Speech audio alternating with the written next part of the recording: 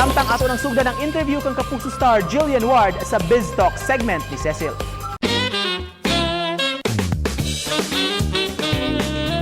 Kumustahon ta karon mga kapuso ang usa sa mga bida sa prima donna si Jillian Ward ug atong sayran ang iyang mga homeschooling activities and tips para kaninyong tanan. Maayong buntag, Jillian. Kumusta ka na, Jillian? Okay lang naman po. Ito, safe naman po ako sa bahay habang naka-quarantine. And overall, happy rin naman po ako. Ayan, we're happy din na you're doing fine at home. How do you keep yourself busy ba at home? Ano yung mga pinagkakaabalahan mo dyan? Ngayon po, nagsa-start na po ako mag-workout. Ayun, natututo na po ako magluto. Napapractice ko po yung pagkanta ko and yung pagsayaw ko, natututo na rin po akong sumayaw. And mahilig din po ako mag-binge watch sa Netflix, mga TV shows na magbasa.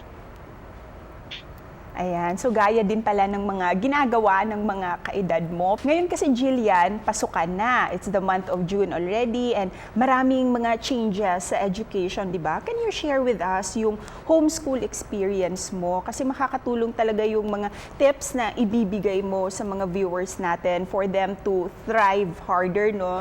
Lalo na ngayon na bago ito for most of us, itong online learning.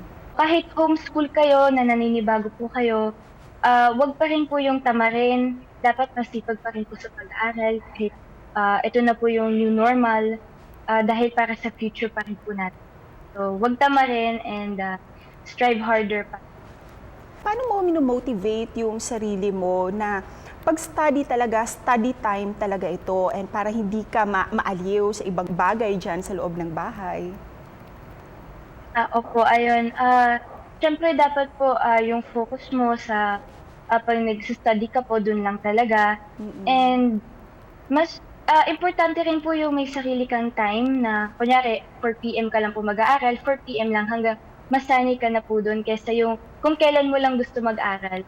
Mas okay pa rin po na meron ka pong scheduling.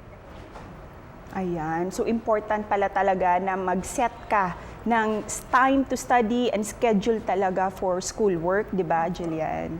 And Jillian, ito, you've been in the industry for more than 10 years na and you started as a child star dito sa Kapuso Network. And we've seen you grow as a very responsible young lady you are now. Ano yung maipapayo mo sa mga kapwa mo teenagers on how they can help their own families cope up with the crisis that we're all facing right now?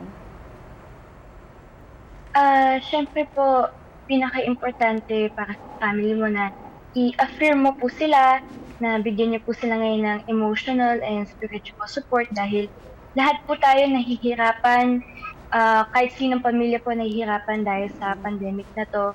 And take this time din po na to self-reflect and kayo ng family niyo, kunyari meron pong pessimistic sa family niyo, help them to become more positive.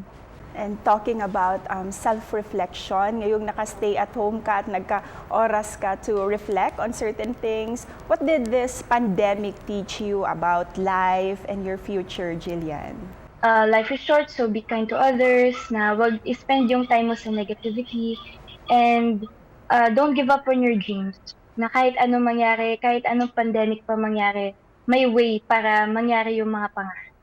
Ayan, let's not give up our dreams talaga. Fast forward muna tayo, Jillian, to the future, 5 years from now. How will you remember this whole experience na naka-quarantine tayo? Sa totoo lang po, traumatic po siya. Lalo na po sa mga kabataan pong katulad ko. And although marami pong malungkot na sides, tinitingnan ko din po yung mga positive sides nito na nakapag-spend more time po ako with my family, na nagkaroon po ako ng time to self-reflect. And ayun, mas may natutunan po talaga ako sa life since nangyari. Ayan, usapang prima donnas tayo this time. Miss na talaga namin ang prima donnas at aabangan talaga namin ang pagbabalik TV ng prima donnas. Ano pa yung mga aabangan namin? Ayan, syempre po kung sino po ba talaga si Donna Marie, sino po yung mga magulang niya, ano po mangyayari sa kanila. Tatlong magkakapatid, kailan po ba mahuli si Brianna na hindi po talaga siya totoong Claveria, and marami pa po. Ayan, this morning, Jillian, sasaba ka sa isang TikTok challenge kasi like your co-star, si Sofia, Althea, and Elijah, sumabak din sila sa GMA Regional TV Live na TikTok challenge. Pero ang gagawin mo, nakaupo ka lang. O, paano kaya yan? Oo nga po eh. Sige, show us.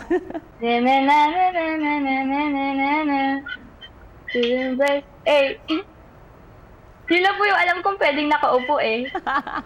Thank you for sharing that and for taking the challenge. Daghang salamat for joining us this morning. Ano yung mensahe mo para sa lahat ng mga kapuso natin, Jillian? Please stay at home para maging okay na po yung lahat. Makinig po tayo.